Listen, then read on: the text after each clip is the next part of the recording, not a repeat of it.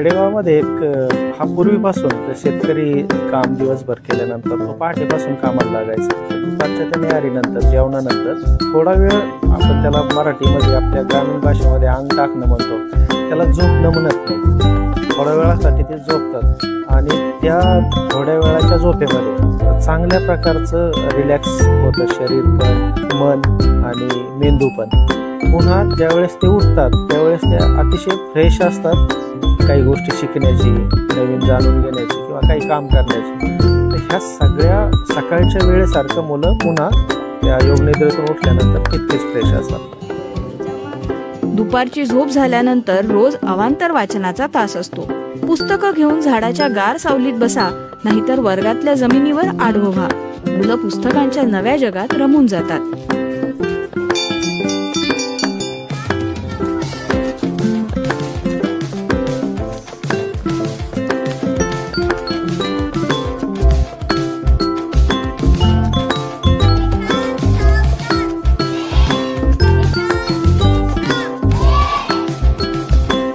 शिरूरच्या वाबळेवाडीसारखाच याही शाळेचा वारे गुरुजी कायापलट करतायत। गेल्या 2 वर्षात इथल्या विद्यार्थ्यांना शाळेची गोडी लागली आहे, ही त्याचीच पावती आहे।